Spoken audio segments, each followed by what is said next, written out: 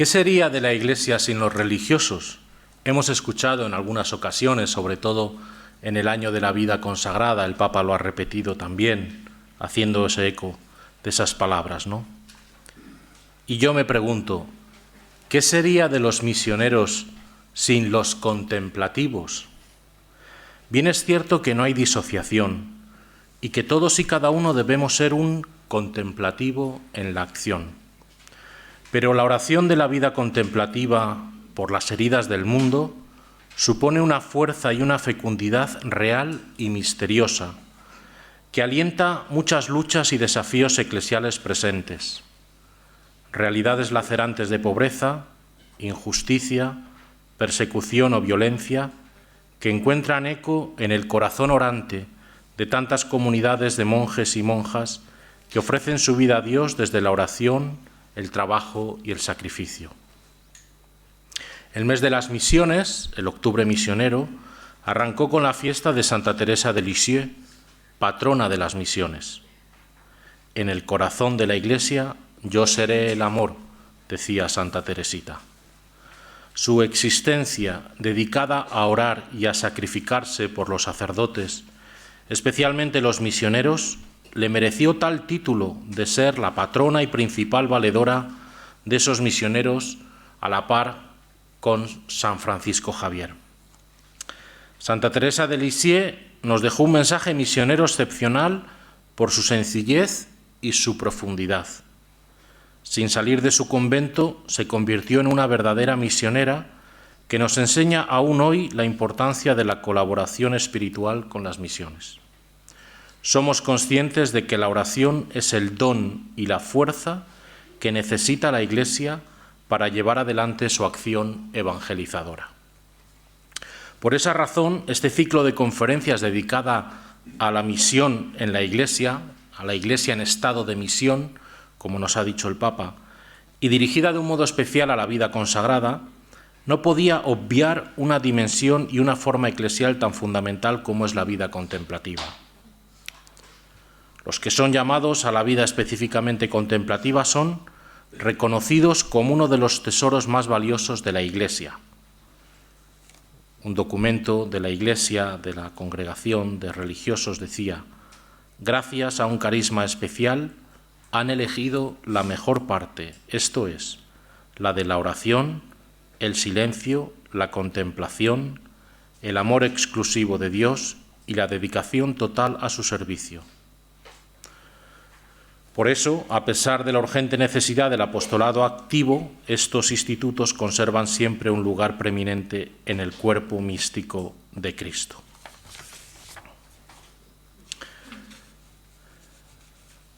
Como decía, no podemos hablar de misión sin contemplación.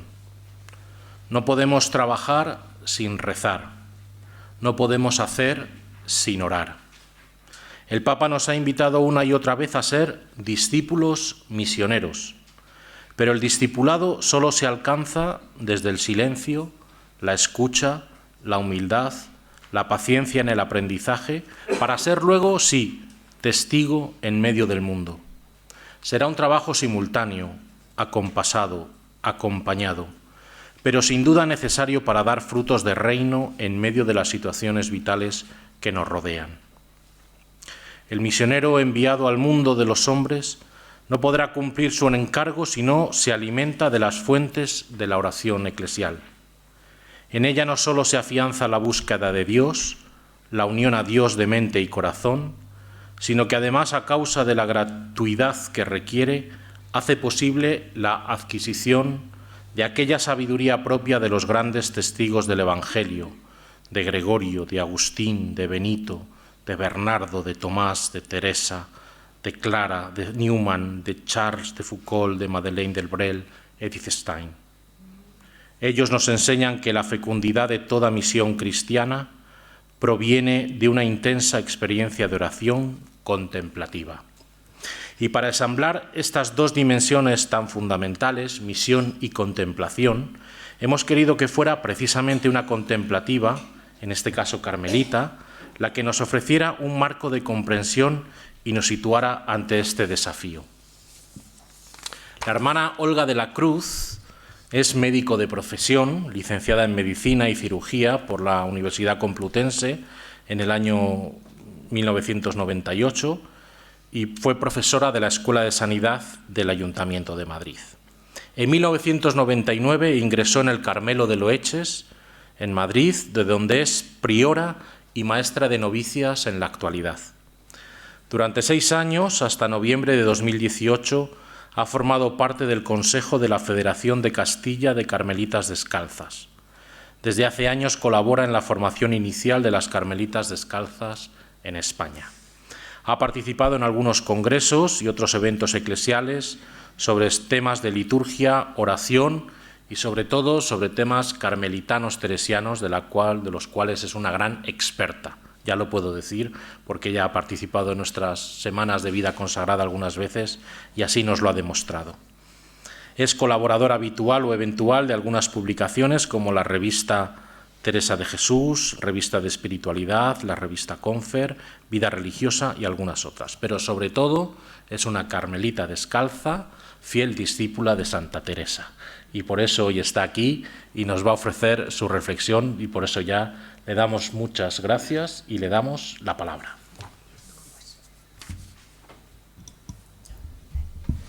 Una aclaración.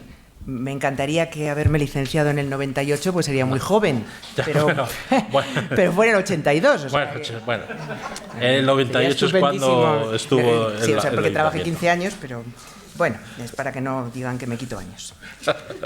Bueno, pues buenas tardes a todos y pues lo primero decirles que estos programas que dan aquí, pues como son muy democráticos, a todo el mundo le ponen profesora y profesor y yo agradezco la cortesía, pero a mí eso pues me viene grande, ¿no? Entonces yo lo único que vengo es a compartir con ustedes pues mi pequeñísima experiencia sobre el tema que me ha asignado Carlos, que es misión y contemplación. Y antes de empezar, pues le ruego que tengamos unos momentos de silencio y nos pongamos en presencia del Señor, que es el que aquí a todos nos ha convocado.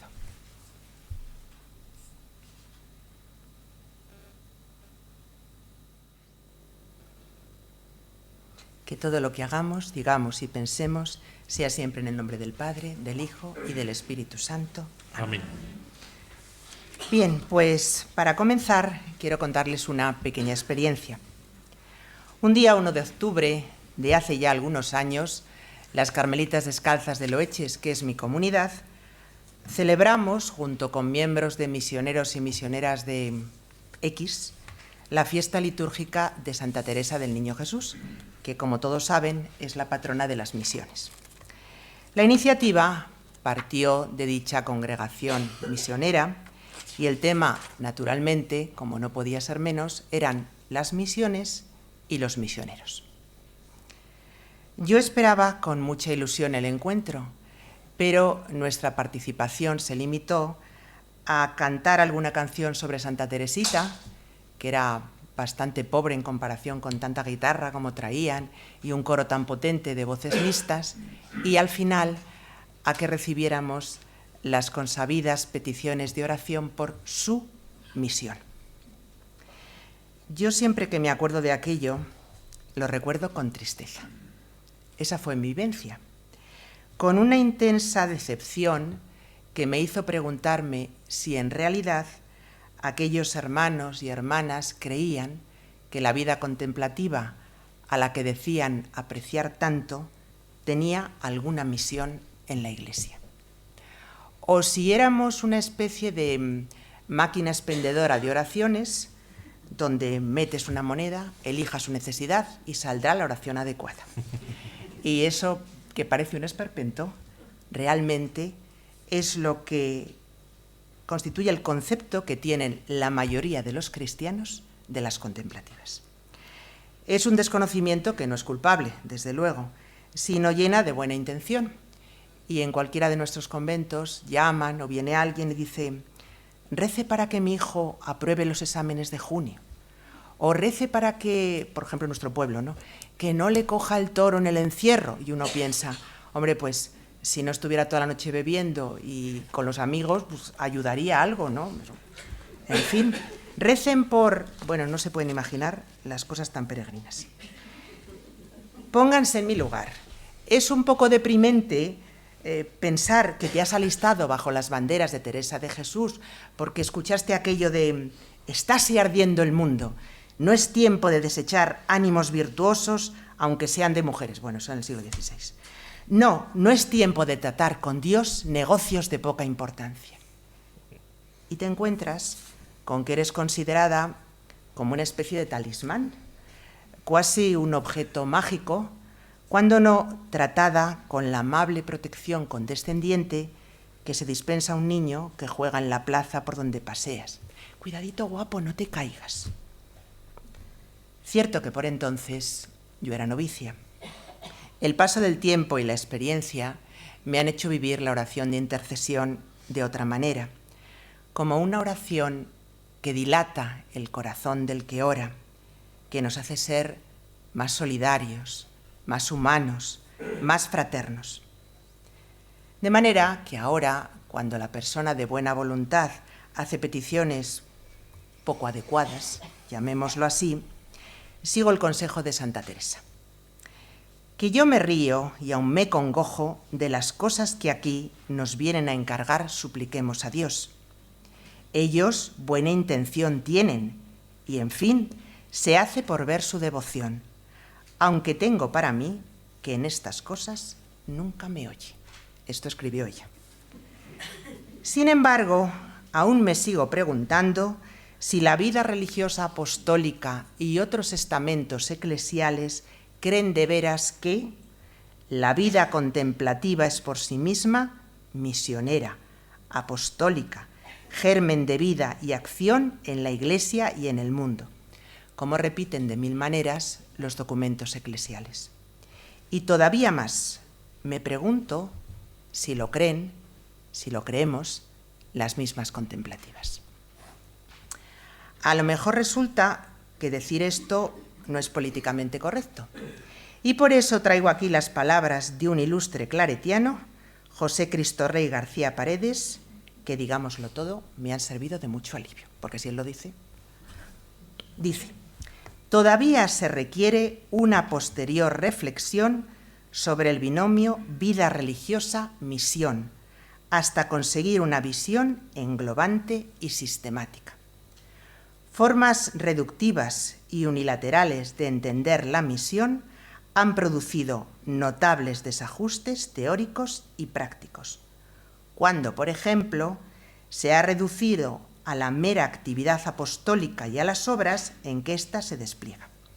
Atención, tales planteamientos han impedido una recta comprensión de la misión de las diversas formas de vida religiosa como la contemplativa, como si ésta se caracterizara por la ausencia de misión. En esta situación comprenderán que esté sumamente agradecida al Papa Francisco por recordarnos que todo bautizado y bautizada es una misión. Y puedo asegurarles que las monjas contemplativas, al menos bautizadas, somos. Y en su línea habitual, sacudirnos para hacernos despertar y ser conscientes todos de que como parte de la Iglesia de Cristo estamos en misión en el mundo, no solo en el verano, todo el tiempo. Y desde luego mi gratitud se extiende a este instituto, en tu persona, Carlos, ya que por obra y gracia de tu encargo he podido reflexionar sobre mi propia vida y misión en la Iglesia. Si acaso con mi discurso no llego a hacer más que consideraciones bobas, como diría mi madre Teresa de Jesús, pues yo no habré perdido nada. Ustedes a lo peor el tiempo. Aunque ya saben, y era la experiencia de Teresa, que no hay sermón tan malo que no tenga algo bueno. Comencemos pues. La oración, alma de la misión.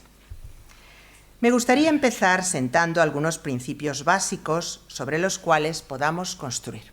A ver, díganme, ¿ustedes creen realmente que la oración es el alma de la misión? Sí. A ver, que no es una pregunta retórica, es para que digan sí o no. Sí. Vale. Espero que no lo digan porque lo dice el Papa. Vale.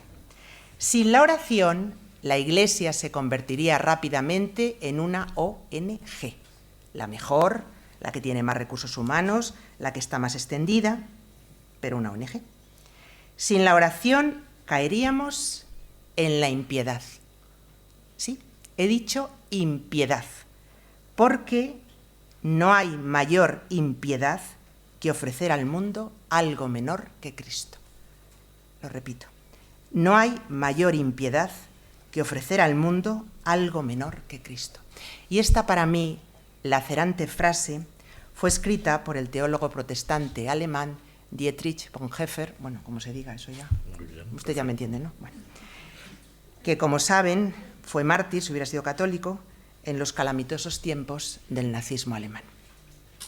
La misión de la Iglesia es ofrecer a Cristo, no cosas, ni tareas, ni valores morales, ni espectáculos de masas, ni siquiera bellas liturgias, aunque todo eso puedan ser mediaciones de la única misión.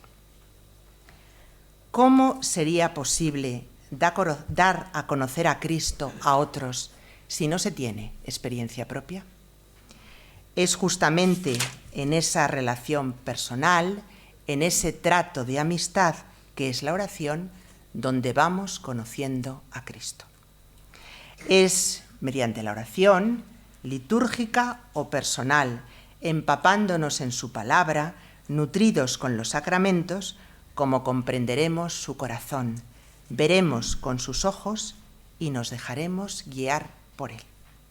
Por su Espíritu, que conduce a la Iglesia, gime en nuestro interior con gemidos inefables y nos enseña a llevar a cabo la misión que él desea, no la que nosotros pensamos, con la única ayuda a veces de la razón o del sentimiento o de las modas, que en todas las cosas las hay.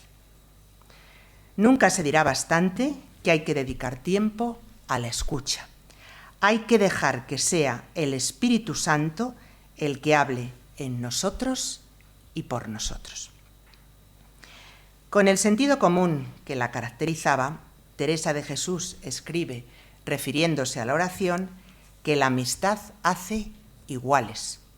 Es decir, que en una relación mantenida en el tiempo nos vamos haciendo a la manera de ser, a la condición, diría ella, del otro, y en nuestro caso, a la condición de Dios.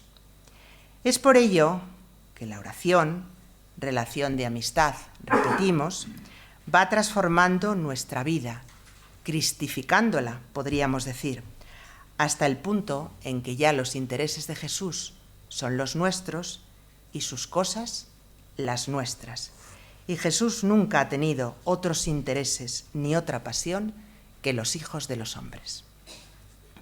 Es de la oración, de la contemplación de su amado rostro, de espiar cada gesto, cada movimiento de sus labios, de donde brota la pregunta: Señor, ¿qué quieres que haga por ti? Y es desde luego en la oración donde nace la respuesta, única y peculiar para cada uno, pero con un elemento que creo común a toda la vida religiosa. En palabras de Teresa, si piensan que la voy a dejar ya pueden perder las esperanzas, O sea, voy a hablar todo el rato de...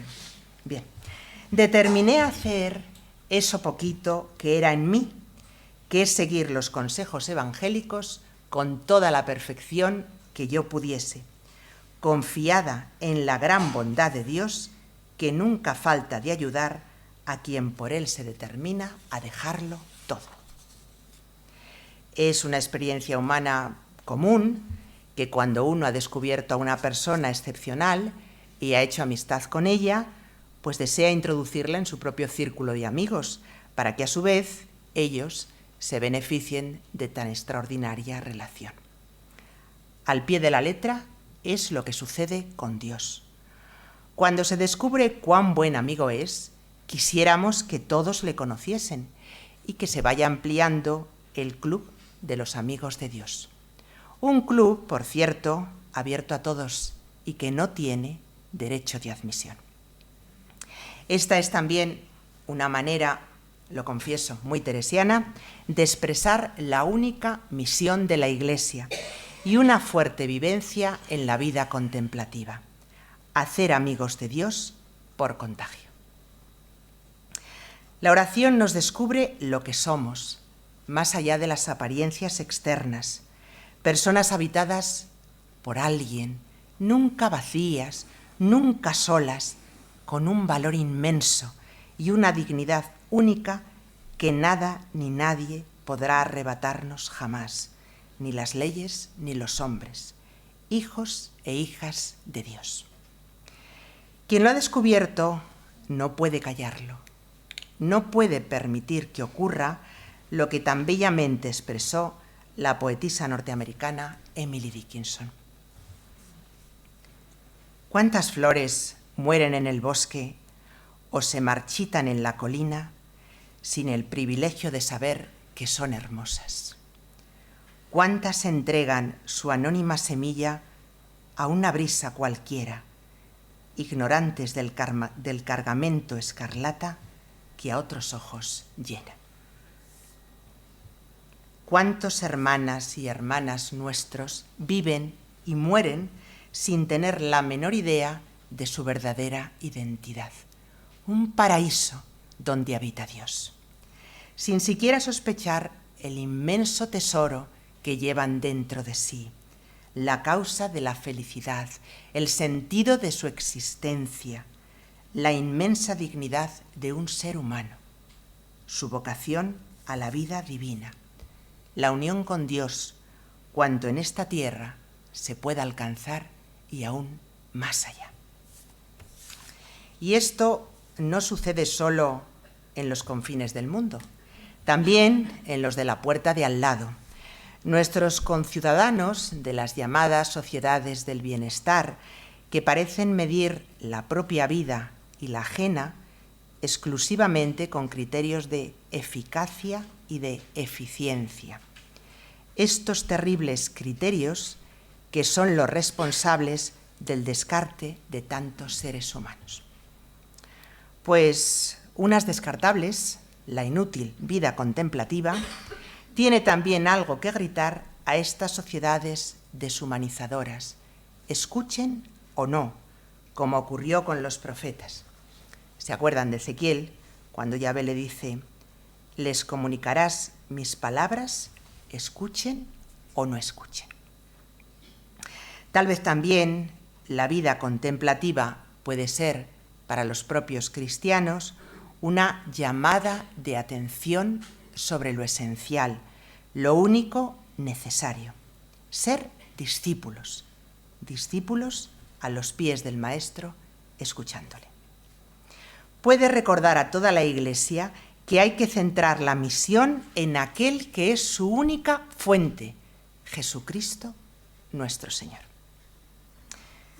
Dice San Juan de la Cruz, al fin, para este fin de amor fuimos creados.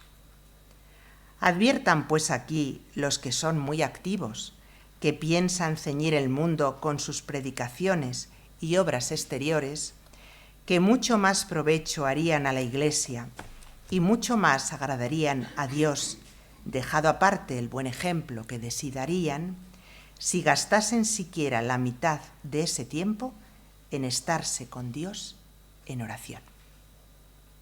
Cierto, entonces harían más y con menos trabajo con una obra que con 1000, mereciéndolo su oración y habiendo cobrado fuerzas espirituales en ella. No hay mayor impiedad que ofrecer al mundo algo menor que Cristo. Sí, yo creo firmemente que la oración, no solo de las contemplativas, por supuesto, es el alma de la misión. Demos un pasito más, y nunca mejor dicho, porque quien ama se pone en movimiento.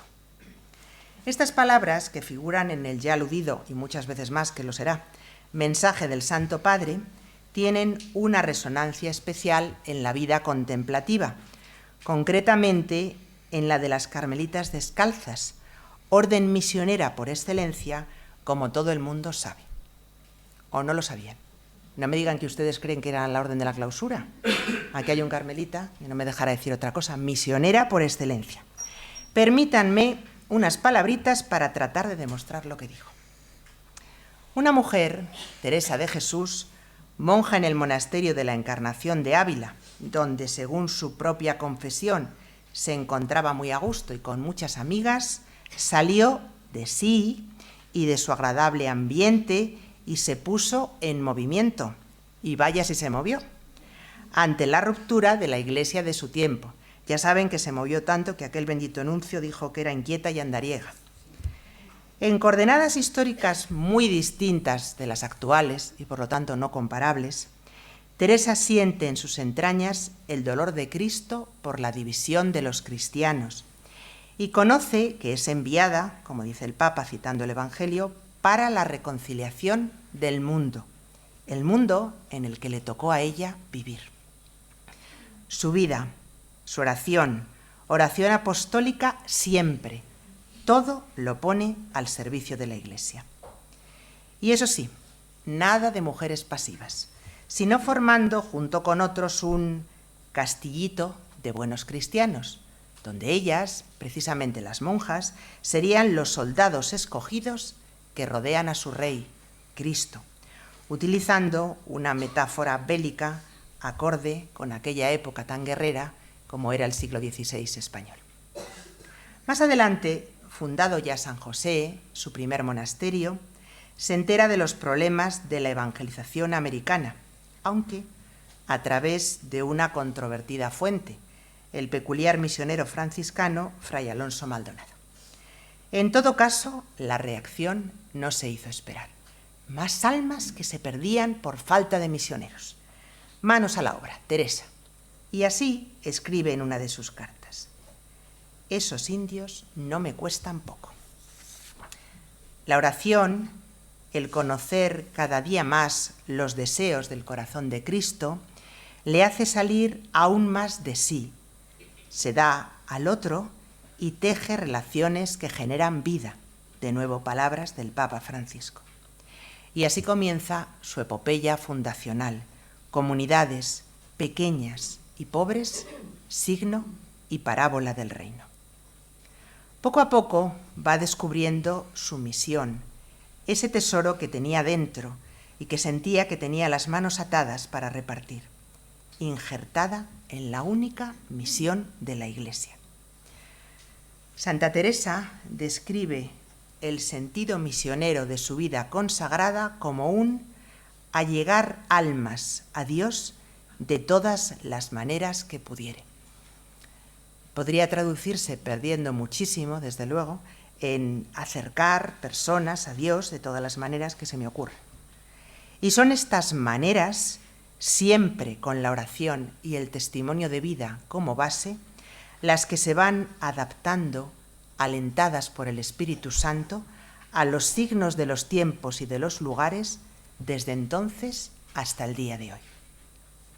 Y así sucedió con la carmelita francesa Teresa del Niño Jesús, o Santa Teresa de Lisieux, o Santa Teresita, o como quieran, proclamada patrona de las misiones en 1927, a la par que San Francisco Javier.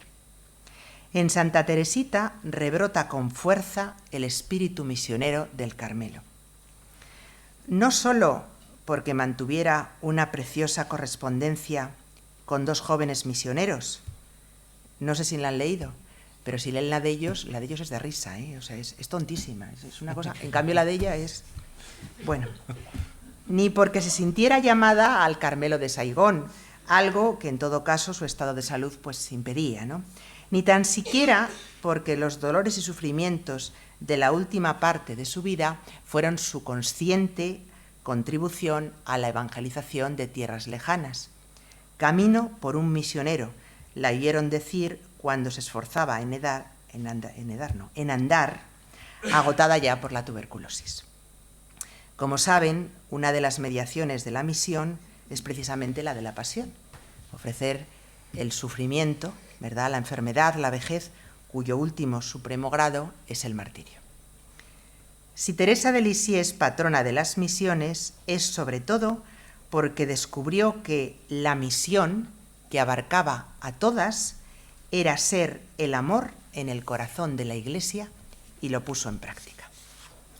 Así próxima a morir, escribió: «En el cielo desearé lo mismo que deseo ahora en la tierra, amar a Jesús y hacerle amar». Aún más, porque amó, pudo salir de sí sin jamás traspasar los muros del convento. Porque amó, fue atraída y atrajo. ¿Y a cuántas personas de diferentes culturas, de diferentes países, de diferentes estratos sociales, hasta de diferentes religiones? Es increíble. Curiosamente, estas palabras y otras parecidas que figuran en nuestro mensaje, bautizados y enviados, fueron escritas antes por ella, refiriéndose a su unión espiritual con los misioneros. Yo aquí podría decir eso de quién copió a quién, pero no lo voy a decir. Escuchen, y lo deducen ustedes. Escribe: «Las almas sencillas no necesitan usar medios complicados». Antes había estado escribiendo acerca de que si se tuviera que acordar de cada cosa por la que tenía que pedir, pues que temería olvidar algo, hacer una lista, ¿no? Entonces dice: «Las almas sencillas no necesitan usar medios complicados. Y como yo soy una de ellas, una mañana, durante la acción de gracias, Jesús me inspiró un medio muy sencillo de cumplir mi misión. Me hizo comprender estas palabras del Cantar de los Cantares: atráeme y correremos tras el olor de tus perfumes. Oh Jesús, ni siquiera es pues necesario decir: al atraerme a mí, atrae también a las almas que amo. Esta simple palabra, atráeme, basta». Lo entiendo, Señor. Cuando un alma se ha dejado fascinar por el perfume embriagador de tus perfumes, ya no puede correr sola. Todas las almas que ama se ven arrastradas tras de ella. Y esto se hace sin tensiones, sin esfuerzos, como una consecuencia natural de su propia atracción hacia ti. Más adelante hace una hermosa exégesis del capítulo 17 del Evangelio de San Juan, apropiándose para ella misma de las palabras de la llamada oración sacerdotal de Jesús.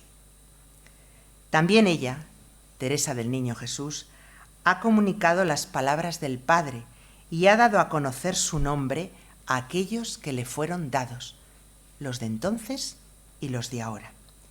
También ella, como Cristo, ruega no solo por ellos, sino también por los que creerán en ti, Padre, gracias a su palabra. Les invito, y crean de verdad que les resultará muy iluminador, a que lean estas 3 paginitas finales de Historia de un alma, puesto que no me puedo detener más en ello, que más cosas diría, pero bueno, un poquito más. Hay tentaciones. Bien, un poquito, poca cosa, ¿eh? Un fragmentito. Es del final. Dice ella: «Esa es mi oración.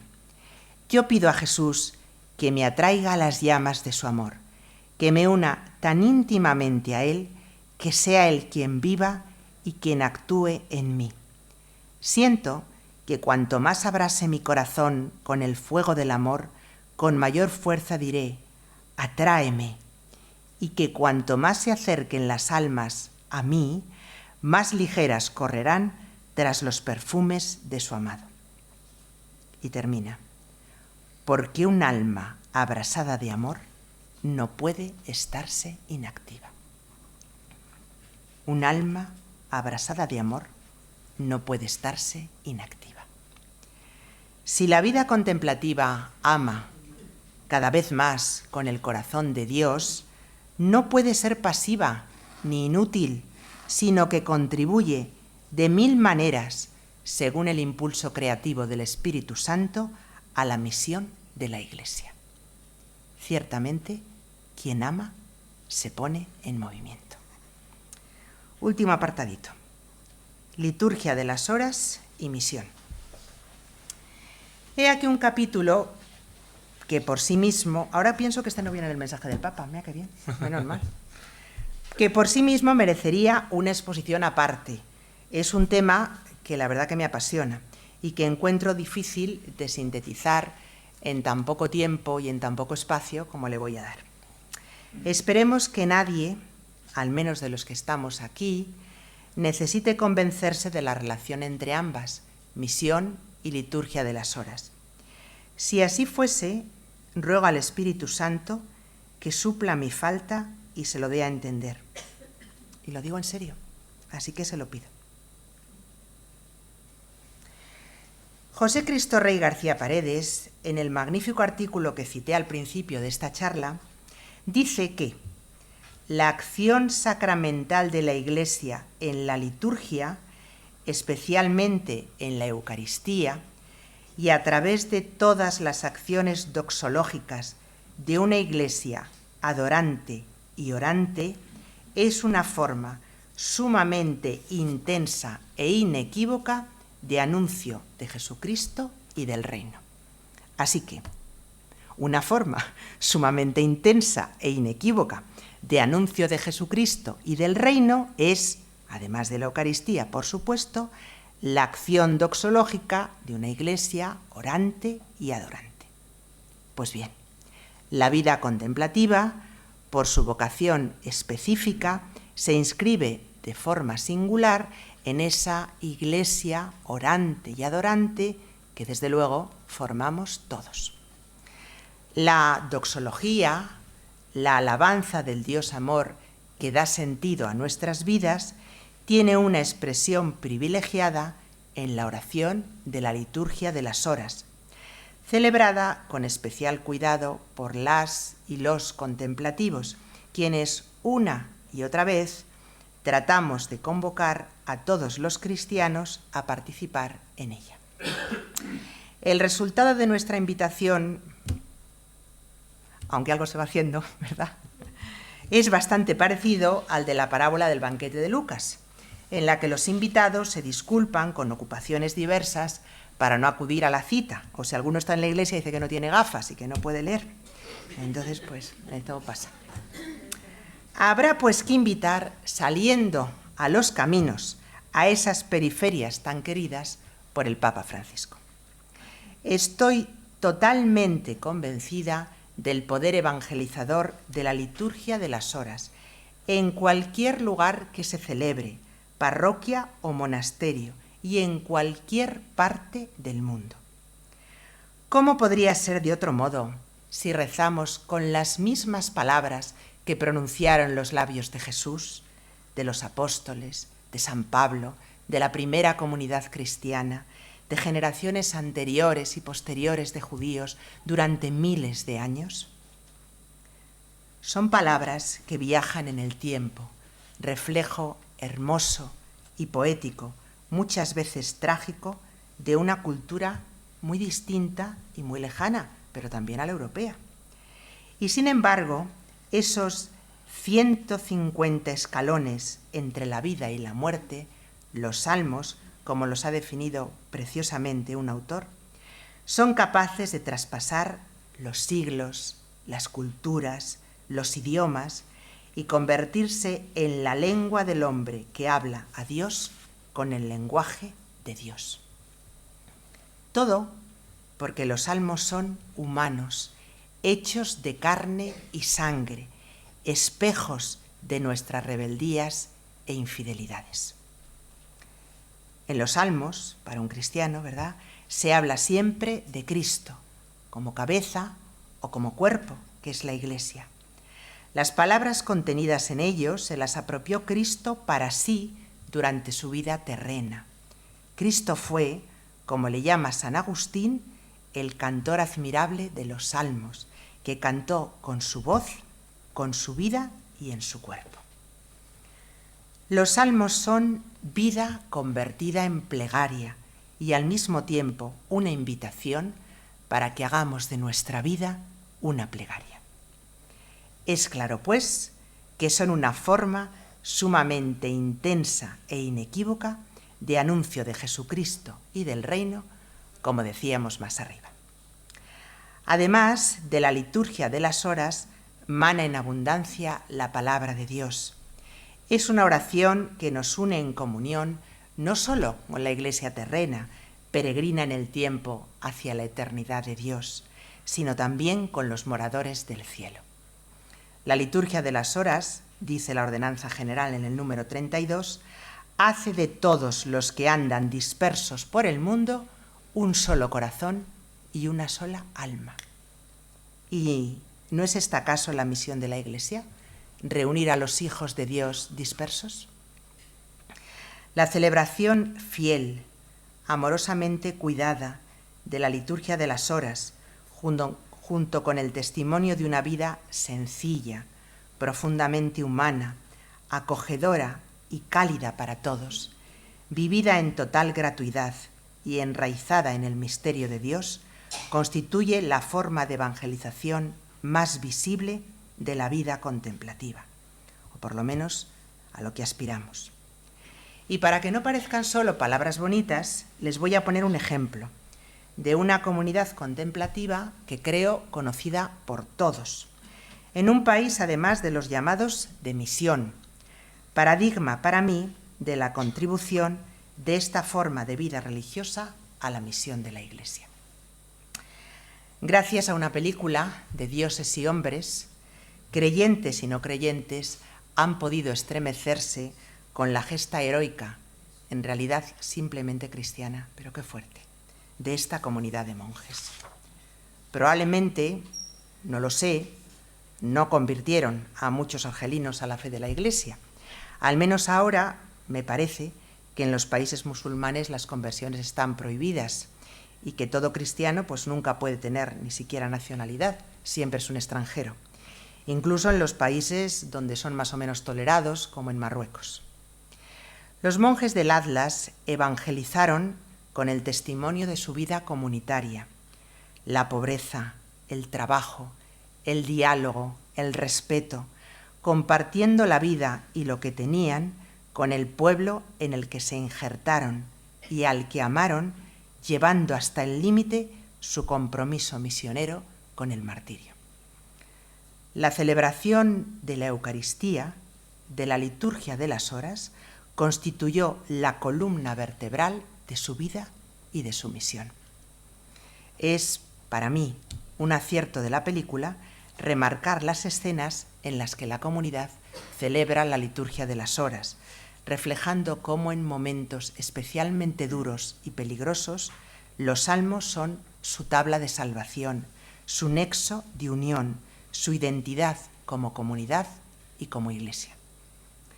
El padre Christophe anotó en unos apuntes personales: veo bien que nuestro modo particular de existencia, monjes cenobitas, eso permanece, nos porta y nos soporta.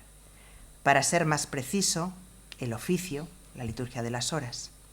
Las palabras de los salmos permanecen, hacen cuerpo con la situación de violencia, de angustia, de mentira y de injusticia. Por todo esto, la vida contemplativa está presente en territorios de misión y participa seria y comprometidamente en el anuncio del reino desde su especificidad. A mí me gusta pensar una cosa que dijo nuestro padre general. Yo no lo pensaba decir, pero como hay un carmelita lo vas a ver. Ya, yo voy a decir la fuente. Bueno, pues que me gusta a mí pensar que en los países musulmanes, por ejemplo, los contemplativos son orantes en medio de un pueblo de orantes. Y aunque no sea más que esto es verdaderamente hermoso. Termino ya. No quiero abusar de su paciencia y voy a resumir en unas pocas palabras cómo ve una contemplativa, claro yo, su misión dentro de la única misión de la Iglesia y con qué bagaje cuenta para ello. Míos son los cielos y mía es la tierra. Mías son las gentes, los justos son míos y míos los pecadores. Los ángeles son míos y la Madre de Dios y todas las cosas son mías. Y el mismo Dios es mío y para mí, porque Cristo es mío y todo para mí. Pues, ¿qué pides y buscas, alma mía? Tuyo es todo esto y todo es para ti. No te pongas en menos, ni repares en meajas que se caen de la mesa de tu Padre. Sal fuera y gloríate en tu gloria. Escóndete en ellas y goza, y alcanzarás las peticiones de tu corazón. Estas palabras también son mías porque me las ha regalado Juan de la Cruz. Gracias a todos.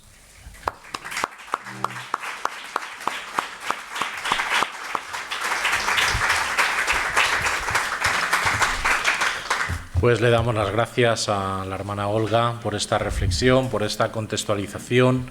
Nos ha puesto, yo creo que varias verdades o varias dimensiones importantes, ¿no?, a nuestra vista, como esa misión fundamental de la vida contemplativa dentro de la misión de la Iglesia, esa profunda vivencia, el profundo testimonio también para llevar adelante esa misma misión, ¿no?, que no sabemos bien que no se trata de hacer cosas, está claro que no están para levantar puentes, ¿verdad?, ni dispensarios o en ese sentido de construir muchas cosas físicas, aunque tengan los monasterios y los conventos, ¿verdad?, pero sí de edificar otra cosa, ¿no?, que es edificar la comunión, edificar la vida interior de tantas personas, y eso es llevar adelante una misión muy importante.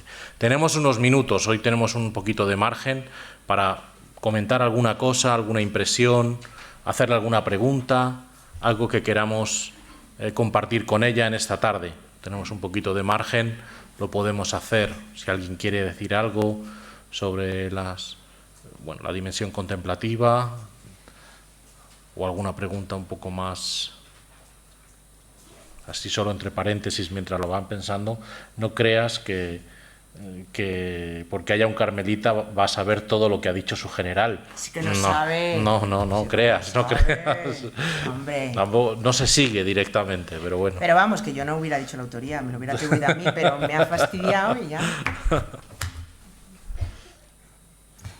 Y yo, que no tengo ni idea de esto, te digo, yo leí en ese artículo de García Paredes, que es tan sencillo como que es el diccionario vuestro, que es un diccionario fabuloso, y es del año 98 y dice eso mismo que dices tú, o sea que se ve que no se ha avanzado mucho, ¿no? Decía, si todo es misión, nada es misión, ¿no? Decía. Pero claro, yo es que no pienso eso que tú has dicho de la vida contemplativa tiene que ser misionera, no. Yo parto del presupuesto de que todo, o sea, la misión de la Iglesia es dar a conocer a Cristo.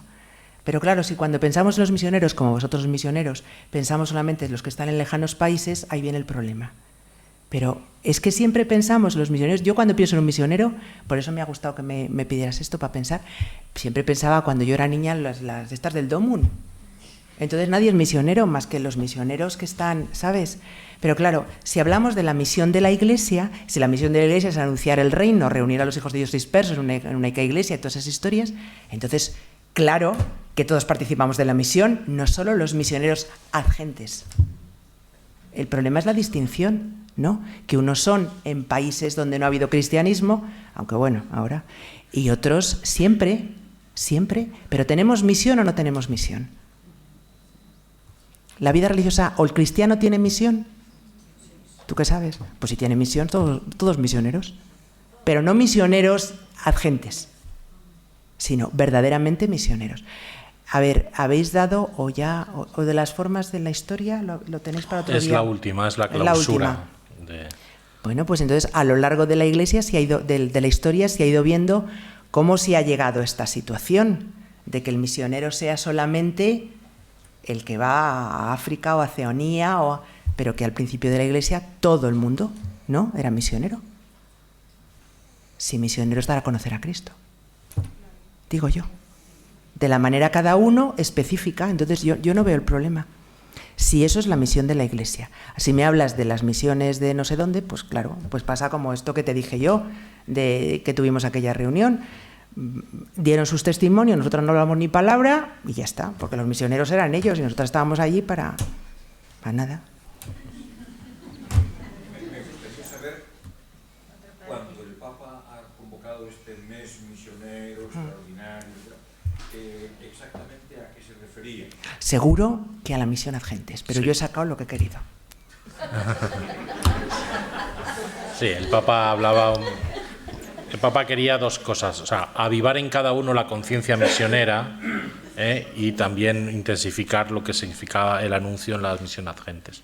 Pero bueno, pero está bien pensar esto, fíjense lo que ella ha dicho, unas afirmaciones muy importantes, o sea, la oración es el alma de la misión y el Papa también lo repite, que no puede haber verdadera misión sin una verdadera oración, ¿verdad?, de encuentro con Cristo.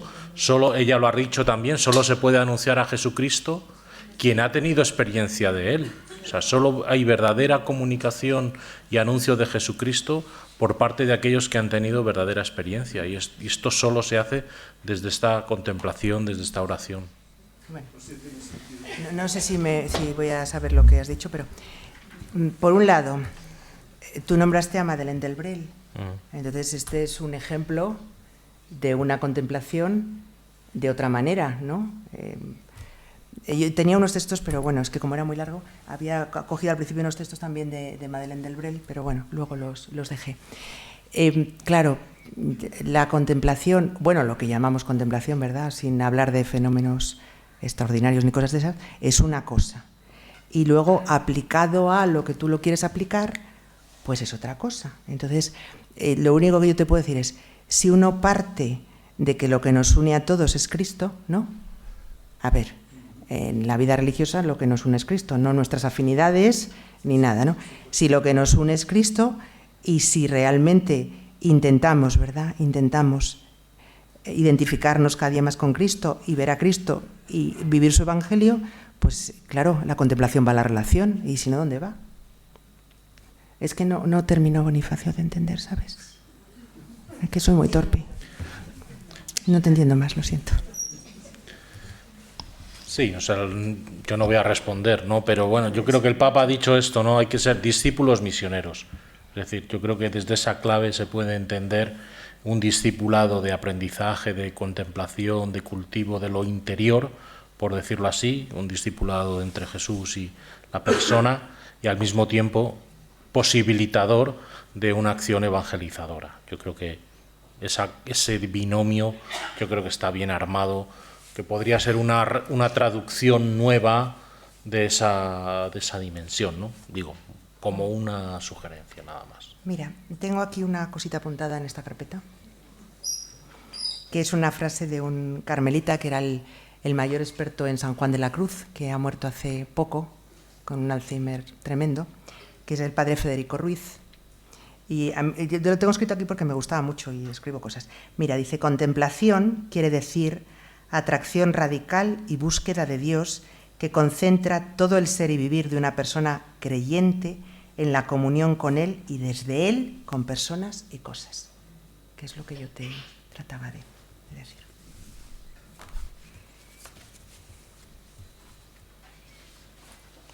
Yo voy a preguntar una cosa.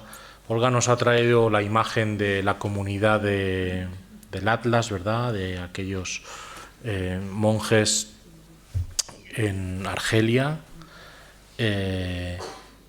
Por ejemplo, las comunidades contemplativas, ¿cómo viven la situación de los cristianos perseguidos?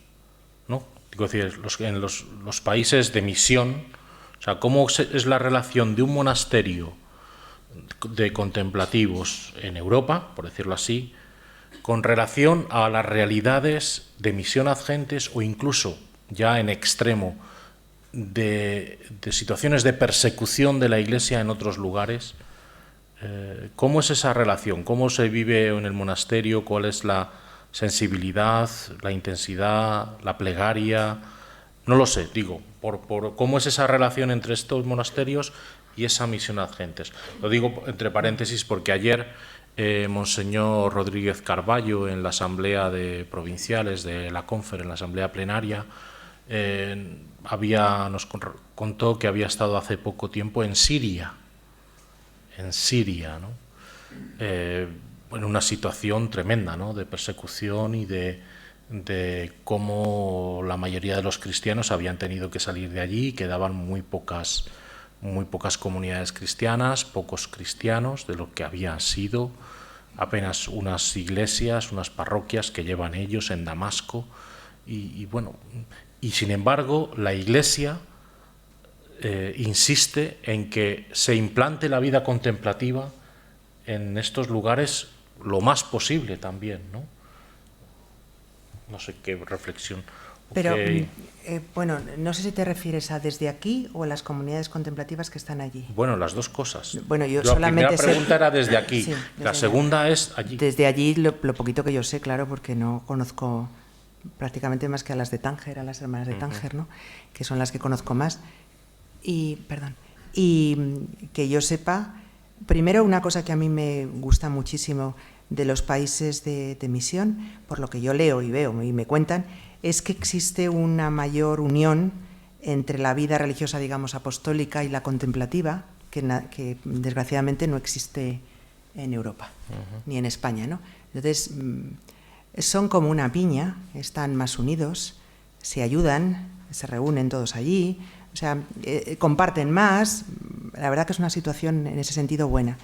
Que yo sepa, nuestras hermanas, por ejemplo, ayudan muchísimo a los emigrantes que saltan el muro, ¿sabes? Entonces, pues, les dan de comer, les dan dinero, les dan abrigo, les dan lo que sea, ¿no? Van allí y les dan todo lo que pueden.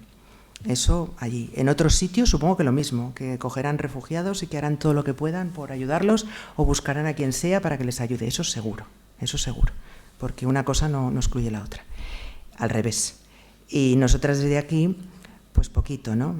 Con la limosna, desde luego con la oración haciéndonos partícipes de esas realidades, con algunas personas que conocemos, que viven en nuestro propio pueblo, que han tenido que salir de esas situaciones, ¿no? Hay una chica que es siria, precisamente, y viene a rezar con nosotras, ¿no?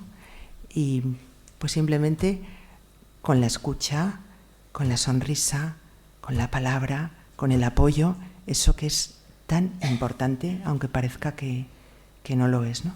Entonces sí que hay. Y, por ejemplo, musulmanes, en mi pueblo hay un montón de musulmanes, y bueno, pues antes no hablaban nada con nosotras, pero poquito a poco, pues simplemente por sonreír, por tal, pues también hacemos esa pequeña unión ecuménica, ¿no? O interreligiosa, simplemente del amor y de pensar que todos adoramos a un Dios.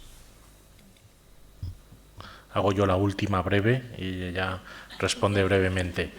No, ella ha sacado el tema de la liturgia como parte de la misión. O sea, toda la vida litúrgica, tanto la Eucaristía, sobre todo el rezo de las horas, como parte de la misión. Hace poco, en septiembre, la Conferencia Episcopal sacaba un documento sobre el tema de la oración y sobre una especie de peligros que se pueden estar produciendo hoy en día de desviaciones o de malinterpretaciones de estas espiritualidades zen, budistas, en fin, un tipo de cosas que no responden a una verdadera espiritualidad cristiana y que pueden deformar el mensaje y pueden confundir a muchas personas. ¿Cómo valorarías tú cuál sería lo específico de esta liturgia de la Iglesia, que es la que realmente puede dar testimonio del anuncio de Cristo, y cuál sería esta aportación de las comunidades contemplativas de cara al pueblo de Dios? A ver, ¿cómo valoraría qué?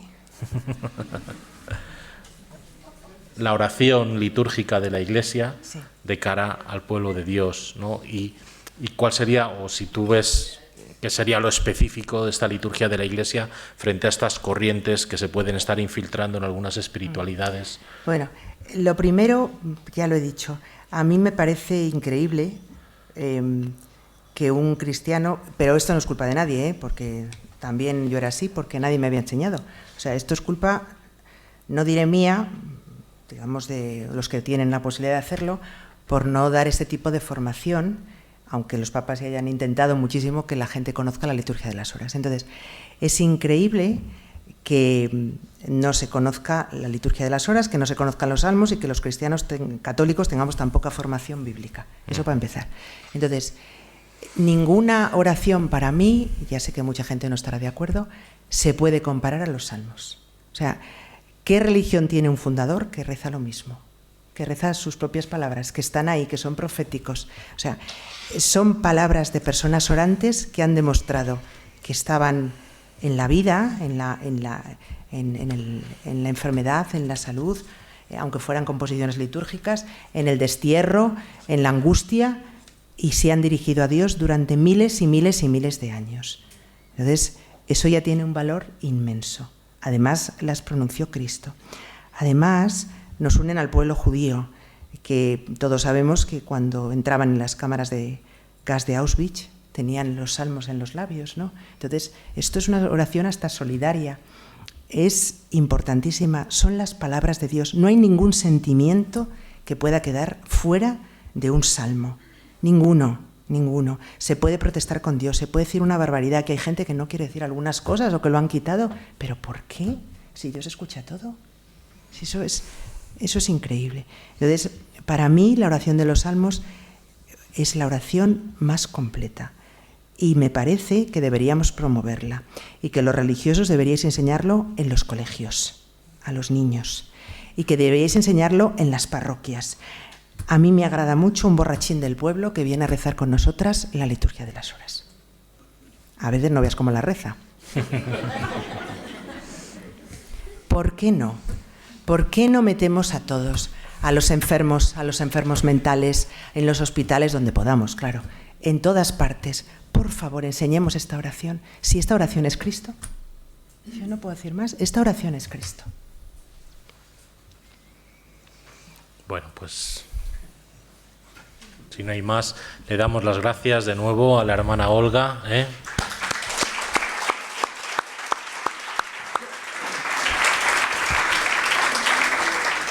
por su aportación, por su testimonio también, que es importante. Nos ha demostrado que hoy no hemos tratado negocios de poca importancia, sino que este es un negocio de gran importancia, el tratar con Dios, ¿verdad?, de amistad, y le pedimos también y le deseamos que siga haciendo amigos de Dios por contagio, como nos ha invitado en esa misión de la vida contemplativa. Muchas gracias. Nos convocamos para el próximo jueves 21, también a las 7 de la tarde, que tendremos esa reflexión sobre innovación y misión, también muy interesante por el delegado, por el vicario de innovación misionera de la diócesis de Madrid, José Luis Segovia, y que tengan una buena noche y un buen descanso. Hasta la semana que viene. Gracias.